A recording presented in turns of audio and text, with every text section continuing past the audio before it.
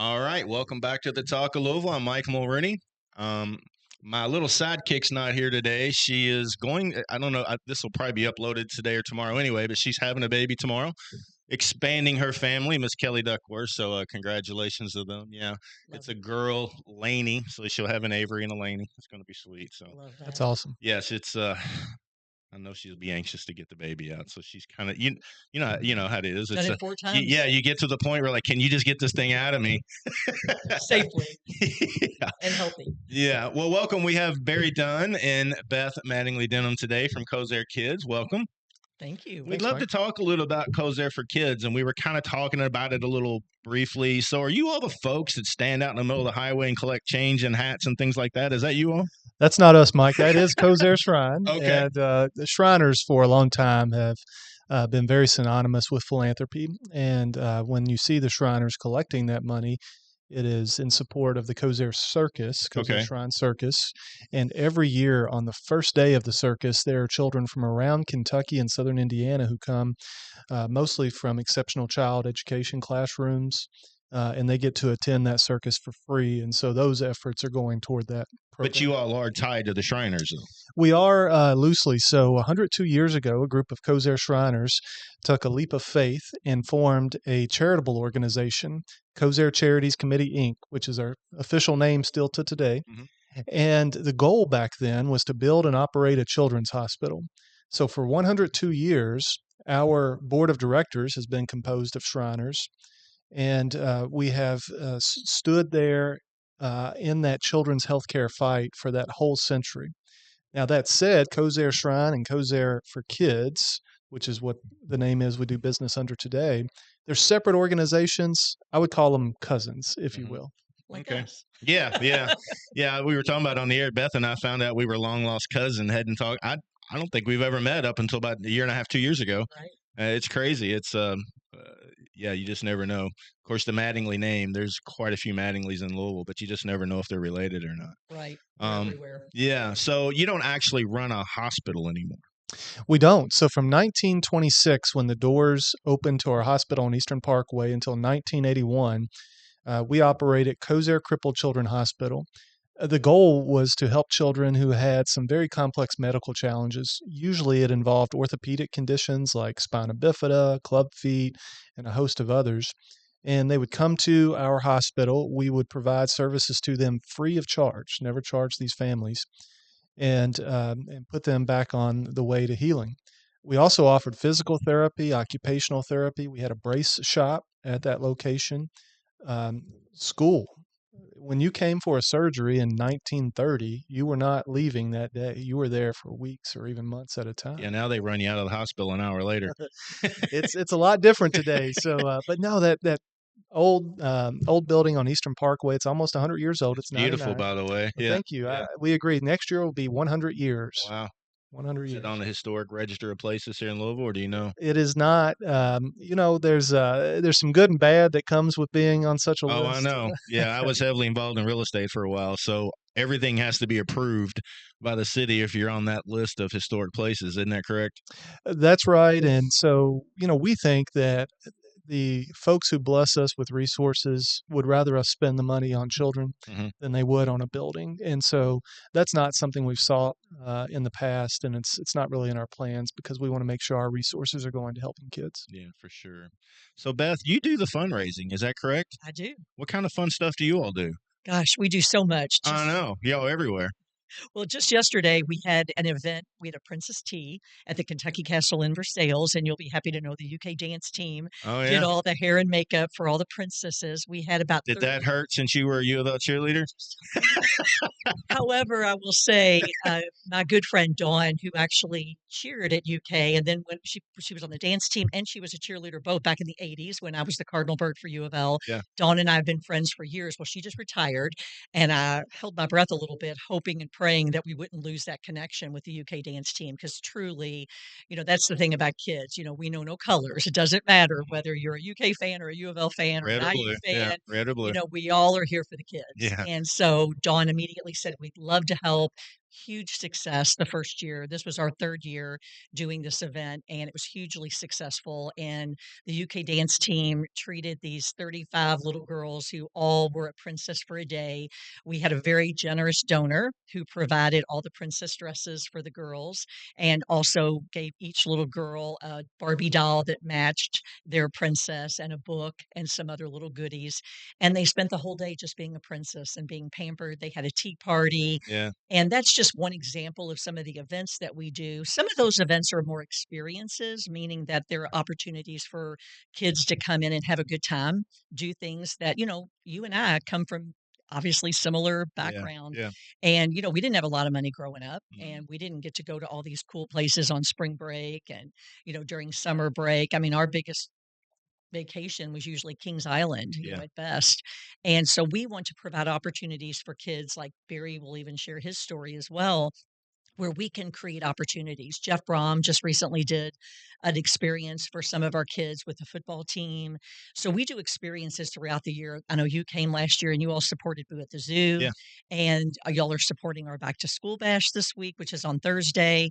So those are a lot of our experiences, which also can be fundraising opportunities for donors. But in addition, we also support the community through contributions, of course, through just general contributions and donations that individuals give. And in philanthropy, I've been in philanthropy almost 40 years now, which is terrifying, but it's been such a blessing and a gift that I've had this experience. And part of really what drew me to philanthropy was the need. I had a brother who had a brainstem injury from a car wreck, and I just saw the trauma that can cause in families when they're dealing with issues. And so many of our families have similar issues. Yeah, it's I knew nothing about charitable organizations. Actually, I didn't even know what a 501c3 was when we started Shirley's Way.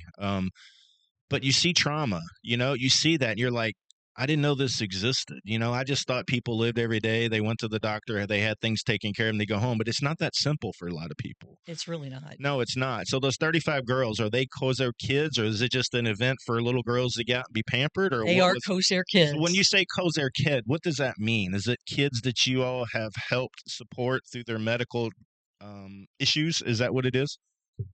It's that, but it's any child that we have impacted in one way or another throughout our 100-year history. So the most obvious example are the patients we had at the hospital from 1926 through 1981, definitively Kosair kids. But today, we continue to pay medical bills and therapy costs for children whose families just can't afford it. Each and every one of those children are a Kosair kid. And that's usually where we start our list, if you will, for our events.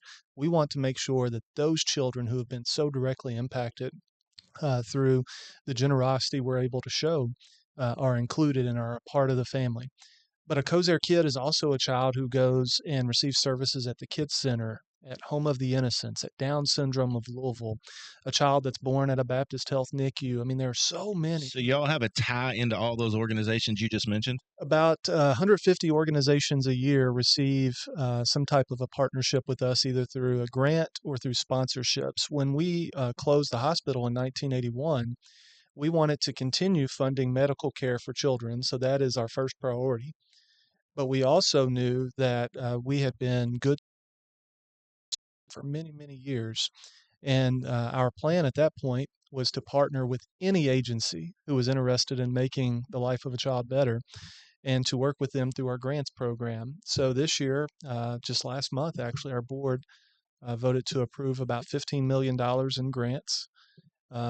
This year, a big focus was NICUs. So there are 6 NICUs around the state that we are helping to expand or to buy new equipment for the upcoming year. And we're really proud of that because, life, you got to get that proper start. Yeah. And so whether it's a prematurely born child at 24 weeks, whether it's a child who's coming from a circumstance where mom may have had some issues and the child's born addicted, whatever it may be, we want to make sure those kids get a great start, and we're going to do our part to do it. Because Mike, folks like you step up and believe in us too, and we're so thankful for all the partnerships we have. We believe in the same things, bro. Yeah. And you were talking about starting a nonprofit.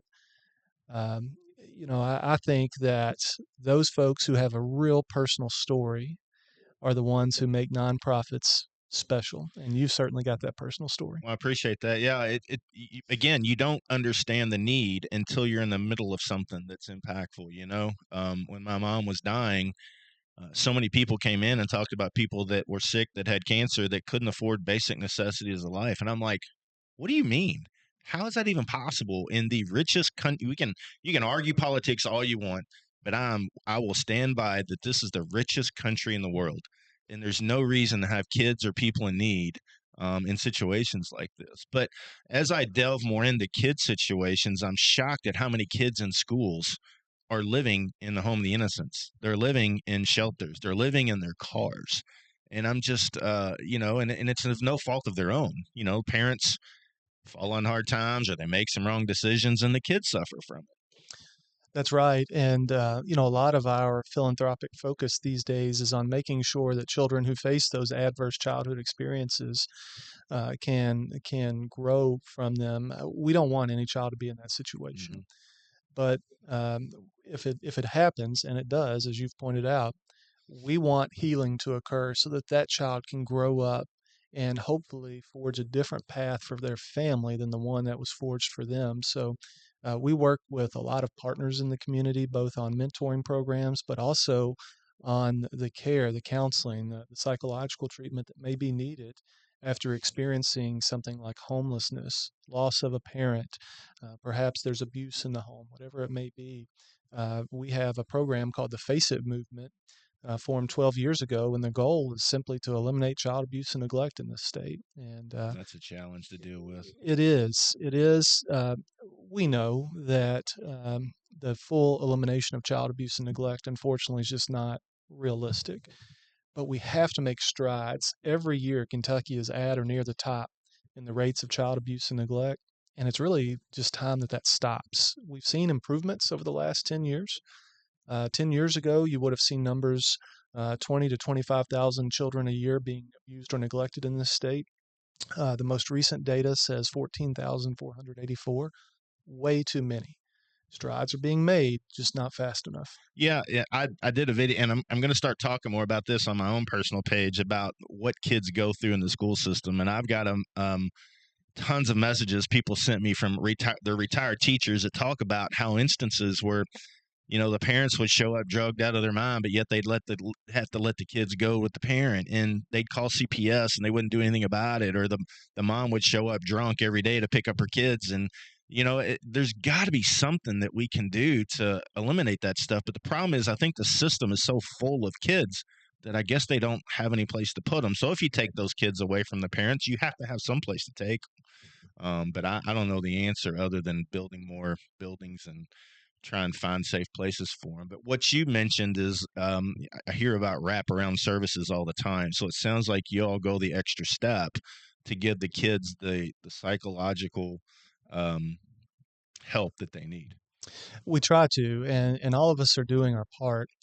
But to your point, a residential treatment facility like Maryhurst, which is on the east end of Louisville, there are young girls from around the state who have been removed from their home or whose parents just aren't equipped to deal with the issues that that child is facing. So they go to Maryhurst to live and to receive treatment. Same thing is happening at Home of the Innocents, at Boys and Girls Haven. It's happening at the Children's Home of Northern Kentucky. It's happening in Eastern Kentucky at Buckhorn.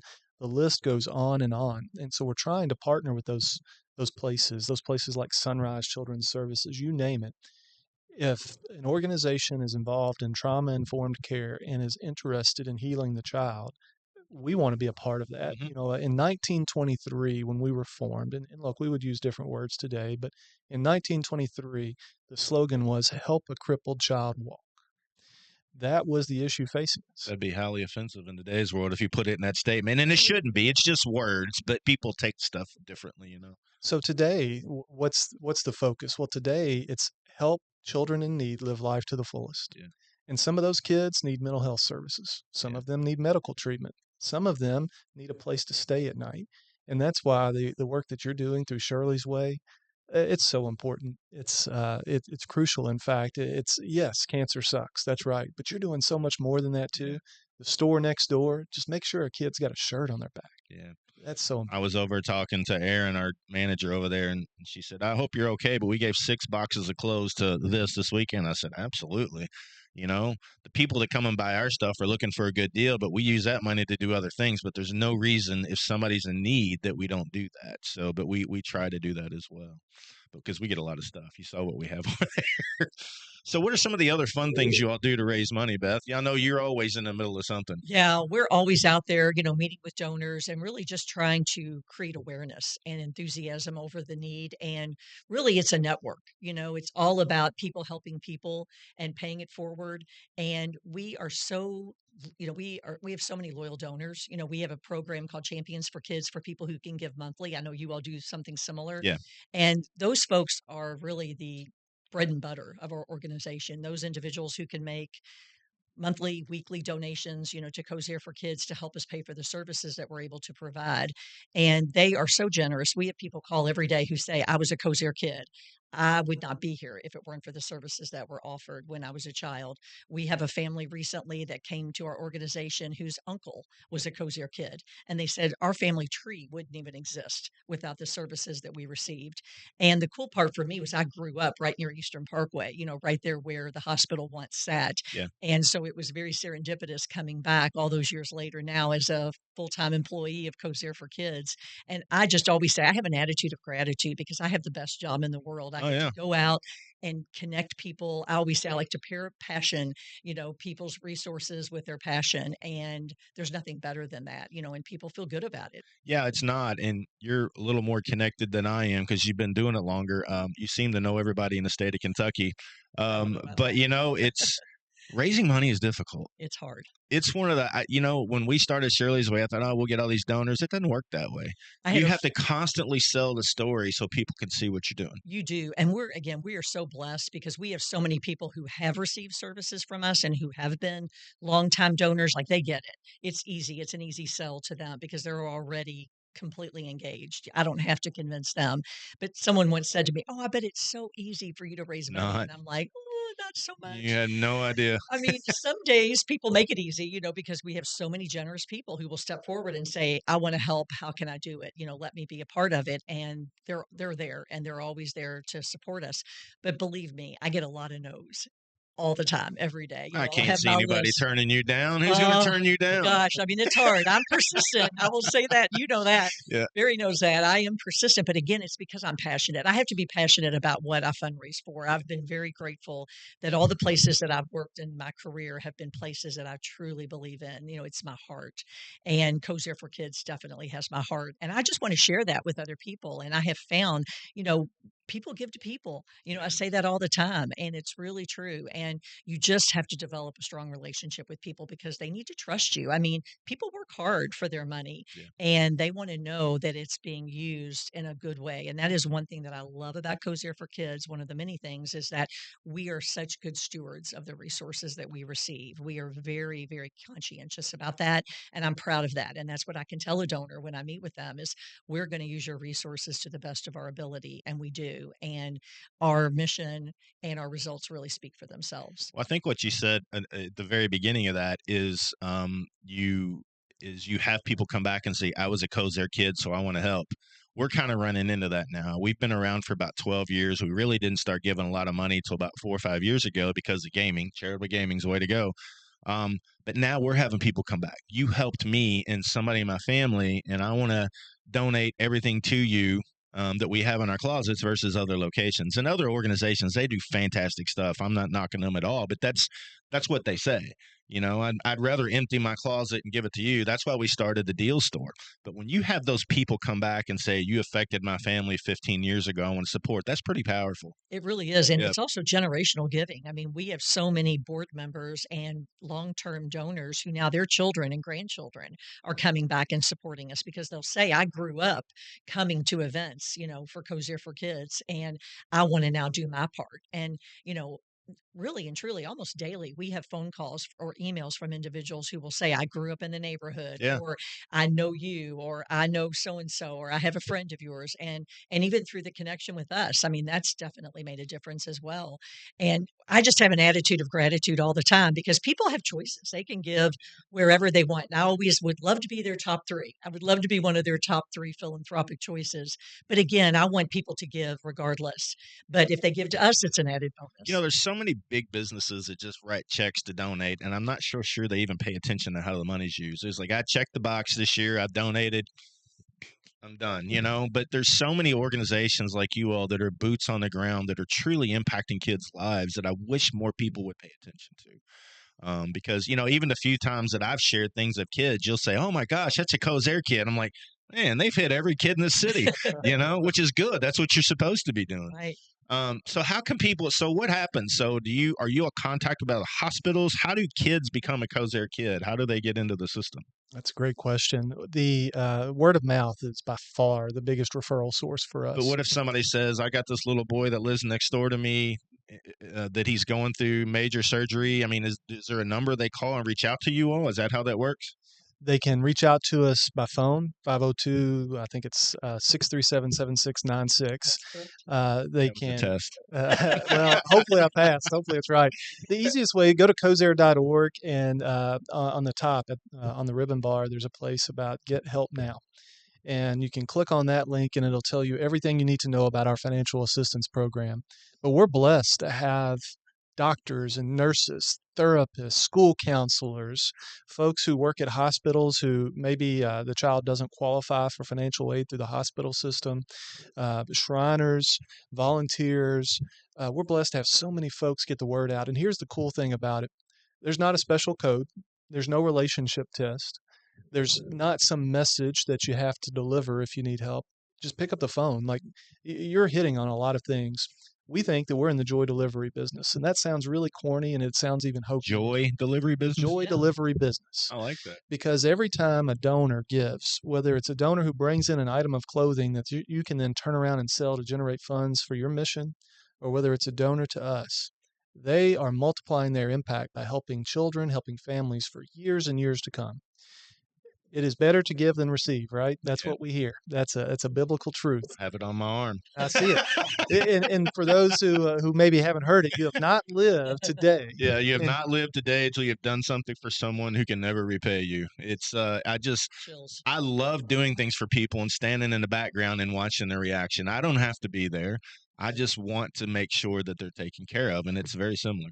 It's not about you. It's not about me. It's not about Beth, right? It's about that child, that family that we're helping. So, just to reiterate the point, anyone who is listening, anyone who is watching, if there is a child and that family cannot afford the medical care, the therapy costs, the medical equipment that child needs, kosair.org, call the office. Cindy Stennett is our program coordinator. We get back to you quickly. Yes, there's an application. We have to make sure the IRS knows we're not laundering money or doing something improper. Yeah. But it's not some strict financial requirement. Sometimes dad just lost his job. Sometimes mom just got sick. Sometimes brother had some kind of a medical condition, and now sister has that same condition. So we're not going to look and say, well, this family is at 325% of poverty level, and so they can't get our help. 99% of the time, it's a yes. And it's a yes because if folks care enough to reach out and to seek that help, we need to be kind enough to meet them where they are in their time of need. Yeah, you all probably have a little bit bigger budget than we do, but usually people say, how do you decide? It's like, well, people are in need. If the money's there, we'll help. If it's not, we can't. We'll tell you to come back next month. So, but we very rarely turn people down too because of the gaming side of it. Do you all have a max that you all set aside every year for actually helping in the community? Is there like a total budget amount for that? Once you hit this level, all right, maybe next year? The beautiful part is that we set a budget every year. And for this specific, the medical bill payment program, that budget's around $1 million each year. Our total mission-oriented charitable cause giving every year is usually in the $15 to $17, $18 million range. That's amazing. But the really neat part about our financial assistance program is the board has told me clearly and unequivocally, if you spend $1 million, Just come back and ask for what more you need. And let's go get it. Let's do it. Let's not turn people away. So we're blessed to be in that position. I'm blessed to have a board of directors that says yes, yes, oh, and yes again. Yeah, as I got into charity, having a very strong board of directors that actually believe in what the org that they're on the board for does makes a huge difference. Because if you didn't have them that were open minded, because we try to do the same thing. We make it as simple as possible. If you rake people through the coals and take 30 to 45 days to decide if they're going to get help or not, they could be already kicked out of their house or have their utilities turned off. So we try to make it as simple as possible because most of these people are in such drastic need. It's horrible. But that's pretty incredible. That's a lot of money to give away every year. That's crazy. Well, we're blessed to do it. We do have some follow up that we do again to just make sure we're good stewards and that the donors who are out there can trust us with how we're going to deploy those dollars. But we are very fortunate to be able to do things at scale. Sometimes, sometimes you do the small things. You do the one child at a time. And don't mishear me. Don't get me wrong. Like that's what we love to do, one child at a time. But sometimes you really got to put the big dollars into the big projects, the programs that just aren't possible somewhere else. I'll give you a perfect example. At the University of Louisville's Fraser Rehab, there's a program that is named after Kosair for Kids. It's the Kosair for Kids Center for Pediatric Neuro Recovery. Dr. Andrea Behrman came to town about 10 years ago from the University of Florida. And she started this program, and today there are children who move from around the world, not Kentucky, not the region, not the country, the world, to learn how to regain movement after they've had a spinal cord injury. Some of these kids aren't coming here to learn to walk again because, frankly, that probably isn't going to happen. The goal may be much simpler. I would like for this child to be able to feed themselves. Now, some kids are coming here, though. I'll take Maxon. Maxon developed cancer, and the tumor was on his spinal cord. And when the doctors removed that, which they had to, there was an injury that resulted, and Maxon has unfortunately been confined to a wheelchair since. Well, Maxon's hoping to learn to walk again. And through our partnership and through funding that family, which it's a local family, dad's a firefighter. I mean, there's no more all-American story. We're going to make that happen. We're going to make it happen because Maxon deserves it. But so many of those kinds of stories that we are just blessed to be a part of. Yeah, that's incredible. Have you watched any of the stuff with the Neuralink chips that they're putting in people's brains that Elon has come up with? Have you looked into that? I remember looking at the website and reading about it one day after hearing about it. It's been several months ago, so I haven't done anything. I was just curious because he claims that these chips are going to actually help people walk again, and talk or see and things like that, which is pretty incredible. I don't know how you would even develop a chip like that. So I probably need one myself and get on the chip list. But I mean, can you imagine if something like that really changes somebody's life? So you may not even know this, but what's the path for Maxon? Is it just complete physical therapy or is it 1,000 more surgeries or do you even know? For Maxon specifically, the program he's in is an intensives program. So in physical therapy, oftentimes a patient, whether it's child or adult, will go, say, once a week for an hour. The problem with that, and that's good, don't get me wrong, but the problem is that some kids in particular still have the ability to rewire brain cells to learn how to do things differently. Because they're still growing? They're still growing. The brain's not fully developed. And so there's research that indicates that there's an ability to rewire the brain and learn how to do things either new or differently. Now, it never fully quits. I mean, even older folks can learn new things. But with Maxon, we need him in there every day of the week for hours at a time in an intensive program learning these new things. The current research shows that the best results actually come through intensive burst of therapy, say 6 weeks, 4 or 5 days a week, 3 or 4 hours per day. That might be better than once a week for 1 hour for 2 years. And so we're investing more and more into those kinds of programs that are showing promise today. I can't imagine the burden on the family to be able, and it's just a reality. I'm not saying it, but it's a burden on the family to have their kids someplace 3 to 4 hours a day, but it's just a matter of how much do you really want them to walk again. That would be amazing, but I just can't imagine families having the ability to keep them there because then he still has school. I'm gonna imagine he still has to go to school. I mean, it seems like a pretty large task, but it'd be worth it if it worked out. 100%, and it is difficult. I mean, so let's take the Princess Tea yesterday. I made the comment while we were there to someone. I said, yes, this day is all about these little girls, these princesses who range in age from about 3 up to 13, 14 years old. This day's for them. That's why we do it. But the moms are the ones where you can really see the emotion. Mhm.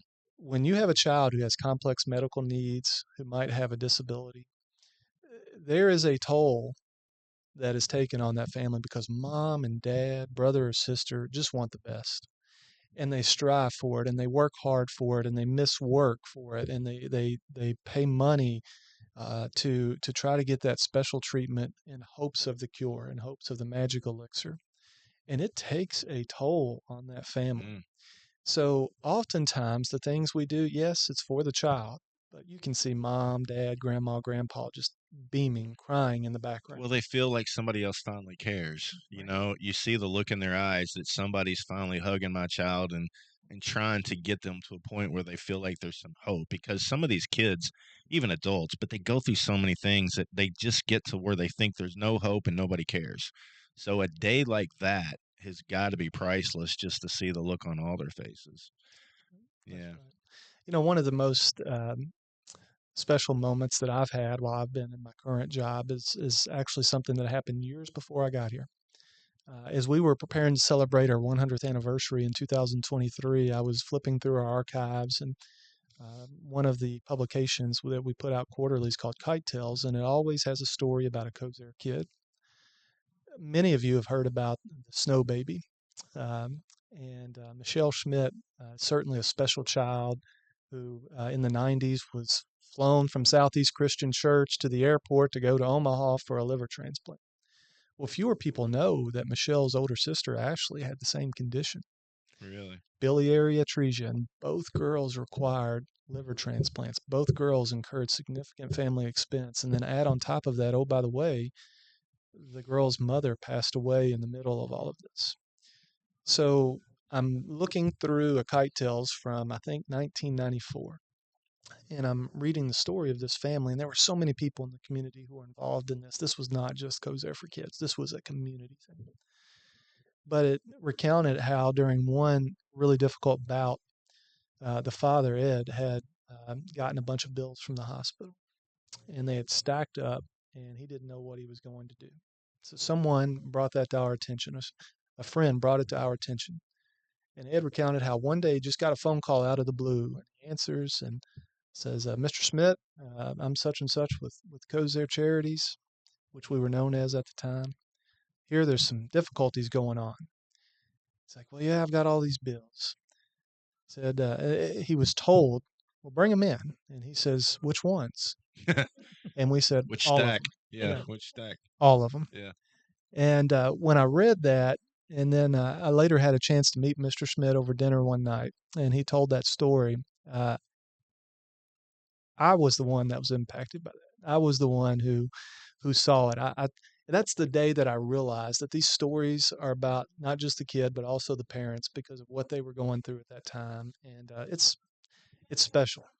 Yeah, at least you all paid him. A friend of mine had so many cancer bills when his wife passed away that we had a burn party. He's like, I can't pay them, so what am I going to do with them? so they had a little burn party and burnt all the bills. So it's sad. It really is. Well, that's pretty incredible stuff. What other things do you have coming up as far as raising money? I know you've got quite a few things coming up. We do. So this week we actually have our back to school bash, but it is sold out. So Yeah. we've already closed down registration, but we'll do it again next year. We're going to do it out at the Parklands. Hopefully you can stop by if you get a chance. Mhm. And all the kids who are able to attend will receive plenty of supplies to take back to school with them. And as Barry said, I would just want to make sure that people know that please reach out to us, whether you want to make a donation or also if you need support in any way. I've had several friends now who have reached out now that my children are having children, they're experiencing issues with, birthing situations or other issues where a child is born. They may need a hearing aid or a wheelchair, or, we've even helped with ramps, putting a ramp in somebody's home because the child, I noticed yesterday when we were at the Princess Tea, that some of these little girls, I mean, as they grow, it's harder and harder for the parents to pick them up and to be able to, move them around. And so, like Barry said, the strain that it really takes on these kids is really it's intense and it's really painful to see. But like Barry said, we're in the business of joy, care, and hope. That's what we want to provide to all these families. And again, we can't do it without the support of the community. And that is why my phone is always open. People can always call or reach out to me. There is nothing better than receiving a phone call from somebody saying we'd like to donate some toys for the holiday party. We do a holiday party every year in December, and every child gets to meet Santa and they walk away with toys and books and a stuffed animal that they can take. We've worked with the Louisville Fire Department. They've been phenomenal as well, bringing out a truck so people can touch the truck. Yeah. Brian O'Neill is a dear friend. And actually, my cousin Sean Carta is going to be bringing out a fire truck on Thursday for our back to school bash while we're in Fern Creek in that area. And so people can go online, people can call, people can attend our events and be supportive in whatever way makes sense. I'm a really big believer in time, talent, and treasure. If people can't give money, they can also give their resources through volunteer efforts and through those connections. And again, we just want to get the word out. A lot of people, it's like they know Kosair for Kids. When we changed our name, when I started in 2023, celebrating our 100th year, we were like, let's do a complete rebrand of the name. Because if you were from Louisville, you knew Kosair Charities, you knew that name, but like, what did they do? And if you weren't from Louisville, you had no idea. You knew it was a nonprofit, a 501c3, but what are they really doing to make an impact? Yeah, for sure. So when we went through that, we decided let's put kids right there in the middle. So it's Kosair for Kids, so people know we're here for the kids. And please, please call our office, talk to Cindy. That's the other thing I love. Cindy, literally, her office is right across the hallway from me. I can hear her on the phone talking to the families. Yeah. And it helps, again, bring that mission right on point. And those mission moments are what make the difference because people have a choice when they give. And I'm just grateful when they choose us. And we want to really let them know how much we appreciate it. Incredible stuff. Kosair.org, is that correct? That's right, Mike. Kosair.org. Look them up. Everybody knows about them. I just enjoyed having you all come in here today to talk about all the incredible stuff you do. And we're looking forward to being a little bit bigger part of it as things go on. So we're excited about it. We're so grateful to you. Well, thank you so much. Great having y'all in. Kosair.org. Go check them out. You already know about all the great work they do, but go check them out. Make a donation and get in touch and show up in events. I'm assuming all the events are on the website? They are. All right. Man, y'all are busy. Lots of stuff. Check them out. Thank you so much. Thanks, Mike. Thanks, Mike.